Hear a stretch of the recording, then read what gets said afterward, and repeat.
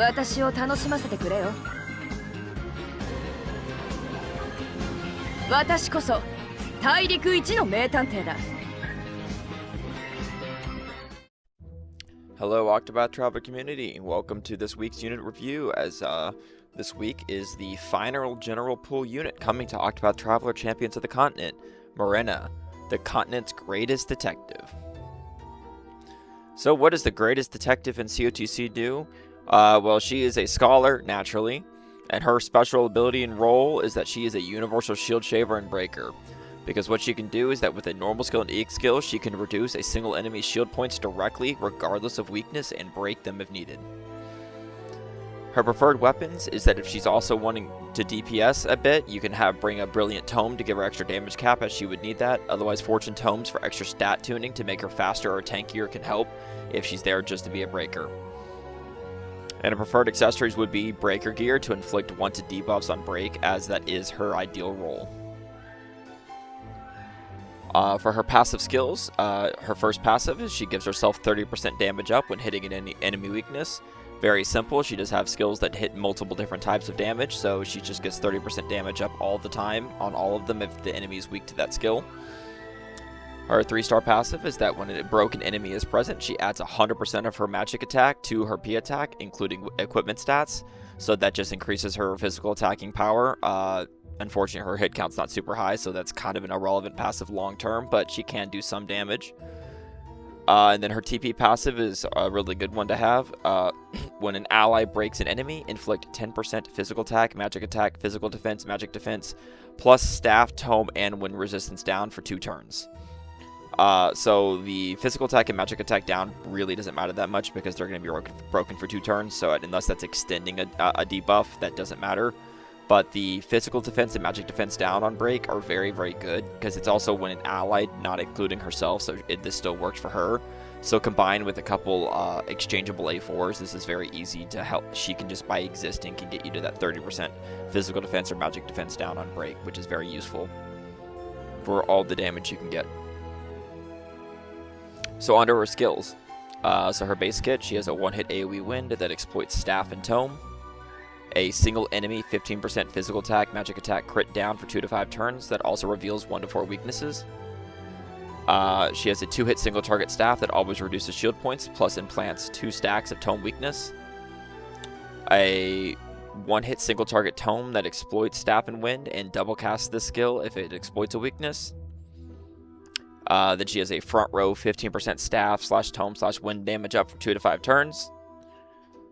And then one of her most used skills, or the skill you'll pretty much exclusively use on her, is you reduce a single enemy shield points by 4 to 7 that can also break. So while it is 50 SP or 40 SP after the enhancement, it's just going to be a skill that this is probably just what you spam, because if you have BP, this is just guaranteed shield break regardless of weakness. And that's her best role. She just shaves shields. Her 4-star skill is a 4-hit AoE wind that exploits staff and tome, and it inflicts 10% wind / tome / wind, staff, and tome res down for 2 turns. Her 5-star skills are a 4-hit single target staff that always reduces shield points, and also implants 1 to 4 stacks of tome weakness. And then she has a 1-hit single target tome that exploits staff and wind with guaranteed crit plus 50,000 damage cap up, and she will also double cast this skill as well when exploiting an enemy weakness. And the skill also gets a little bit stronger with a 6-star skill evolution. And then her TP skill is the single enemy 20% staff tome wind res down for 3 to 6 turns, plus implant 2 stacks of tome weakness. For her EX skill plus ultimate technique, her EX skill has 1 use, and it's unlocked when no enemies are broken, which is pretty much all fights at the beginning, which is, well, it is every fight at the beginning, but it's best used in just like single boss fights versus AoE multiple enemy encounters. And what it does is that it has priority and reduces a single enemy shields by 6 to 12, and it can break. So this is what I was kind of like talking about. This is really good for like wave battles, single enemy bosses, speed clears, the like, as she can just do priority 12 shields on command. So you can just set up to like break as soon as like turn 2 and do 12 shields and just shatter enemies' defenses without any prior setup or any buff, like needing anything on her to get more hit count or anything like that. Like a lot of characters don't just naturally have 12 hits. They usually have to have some sort of condition to get that many hits, and she's just doing 12 shields like that. So that can be very, very useful, and this is an EX skill that you're just going to pretty much use. If you're using her, you're always going to use this EX skill, so it's very good. Unfortunately, her ultimate technique isn't as good. It's a damage class ultimate with quite a cool name, the Quod Erat Demonstratum. And what it does is it AoE implants 2 stacks of tome weakness, then does a 2-hit AoE tome with guaranteed crit plus 50,000 damage cap up. The power just and then at ult 10 and 20, the power just gets stronger, no extra damage cap or hits, unfortunately. At ultimate level 20, she gains 30% charge per BP, 60% with AU, costs 6 BP to fully charge, 3 BP with AU. The 200% gauge activation bonus is Super Burst, which means this ultimate gains a 50% bonus stackable potency up to its damage. And the AU priority, leave this unawakened. It's not a good ultimate. It's only 2 hits. It's going to do a lot of damage. It's going to be just 2 hits the damage cap pretty easily. You can use it, but it's going to be the same as her 1-hit, like the double cast tome. It's the same type of thing for tome. If you're doing tome DPS, it's just very low hit count, unfortunately. Onto her Awakenings plus A4 accessory. A1, the speed can be nice, and more stats are always welcome. It's just like, even though you can use her to DPS some, it's just like her hit count's so low that it really doesn't matter that much. A2, straight up unneeded. She doesn't have that many good skills. You're just going to pretty much exclusively spam her shield shave, and that's it. A3, scholars are squishy, so HP is good. And A4 accessory is the 7 tools for a great detective. It gives 60 P attack, 60 magic attack, and 20 crit, so the stats are meh. What it does is when breaking an enemy, inflict 10% physical defense down for 3 turns, and implant 9 stacks of tome weakness. The A4 tier rating for this is actually A tier, and the reason why is because despite the stats, this is a solid general pool A4 to help cap passive physical defense down and break. You can stack this with her own passive in Hikari A4 to reach the 30% passive physical defense down, for example. It's worth keeping any dupes you may get over time to eventually grab this. Because it's general pool, I wouldn't shard for it, but like if you happen to be like waiting like I am to dump all your seals and vet seals once she's in the general pool to try to finish off your general pool collection, you might luck into multiple of her, you might not, and if you do, I would just slowly make progress to her A4.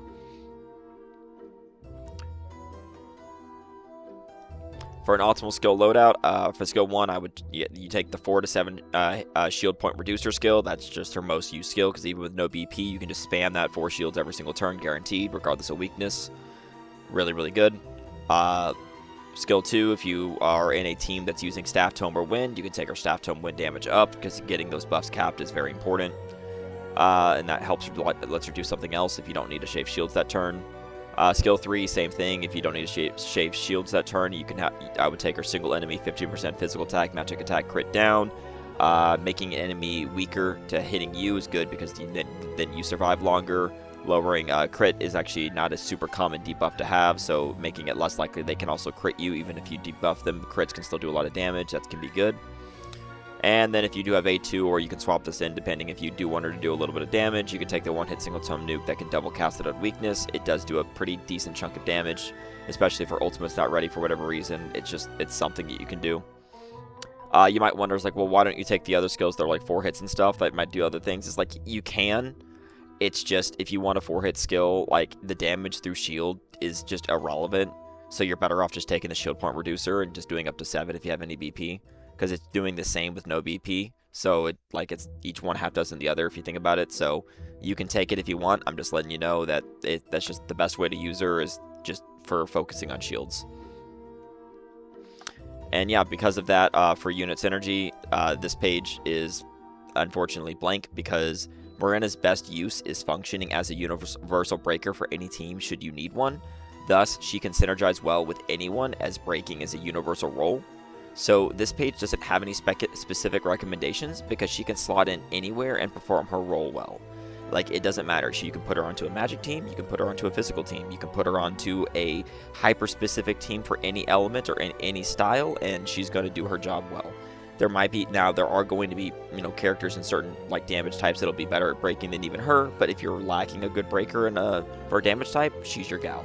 That's why literally any team you can think of she can work in because as a breaker. That's why there's no specific recommendations. Any good team she can work on. Alright, so to pull or not to pull plus overall rating. Morena is the greatest detective on the continent and is also sadly the final general pool to currently exist in Octopath Traveler COTC. And that includes through like all of Japan, even though Japan is about a year ahead of us. No general pools have come out after Morena. Sigrid X doesn't count because technically she came out before, even though JP got her after. We already have her, so it's still true what I'm saying. Unfortunately, from here on out, every unit is now part of a limited banner pool in some way. In Morena's favor, she is one of the best general pool units, functioning as a universal shield shaver that works on any team, and can be great for speed clears with a guaranteed 12-point EX skill to break with. But due to the fact that the game is now in fully in non-stop limited hell, I cannot recommend pulling for her on release unless you are wailing to make content for her on release. Super fun unit to use in wave battles and the like though, so I do hope that she is added to the permanent pool soon. I personally have a ton of seals to dump. Like, I have over 700 seals, Traveler seals, and like almost 30 veteran seals, I think. So like, I am ready to get her as soon as they release her into the general pool, like completely in a couple months. So as always, pull advice is just advice. Have fun your way. But for tier 4, 3, 2, and 1, all the tiers, skip general pool. And the only notice I put there is just for whale. I mean, it's skip unless your name is Spear, because he's got to make a showcase video. For the other whales, I mean, if you want to get her on release, I can't stop you. It's your money. But like, bro, you guys are whaling anyway. You're going for good, really good quality A4s in the future. You're going for these other really good power units like that. She's gonna show up. You know she's gonna show up. You pull so much. So do you really want to whale on release just to get her now? Your money, guys, I guess. But I'm just saying, I don't even think it's worth it. And I want this game to survive and to be supported, but I'm just being realistic. Like, there's no gen pools after this, so there's no reason to pull for a gen pool. The gen pool banner would get pulls if NetEase and Square Enix and all them realized that if they every now and then released new general pools, people might actually touch them. But because it's limited hell, nobody wants to pull for gen pools anymore because they're general pool. You see what I'm saying? By making general pools less common than limited units no longer become special pulls. They become must pulls, and nobody wants to touch the gen pool anymore. So they ended up shooting themselves in the foot. Like, if NetEase for whatever reason heard this video, make a new line of gen pools, even if they're brand new units that's not in the JP version. It'll work. Like, for the very first few might not like get out, but if you keep making gen pools, even as constant releases and stuff, people will start pulling for them again when you realize how good the general pool banner is. 100 pity that carries over, that's amazing. Anyway, I got ahead of myself and I apologize for that, but as for Morena, her overall rating, DPS D, support S though, heal not available, tank not available, and so overall tier I'd put her in as A-. I do think she is a solid lower end of A tier because she has one really good niche that she's really good at, and she does that job very well. So if you do get her in the future, you might have a lot of fun using her. Like I said, I can't recommend pulling her on release, but if you do pull, good luck to you. Anyway, my name's been Silveroxys. Thanks for watching. Please like and subscribe for more COTC content to come, and I hope you guys have a wonderful rest of your day. See ya.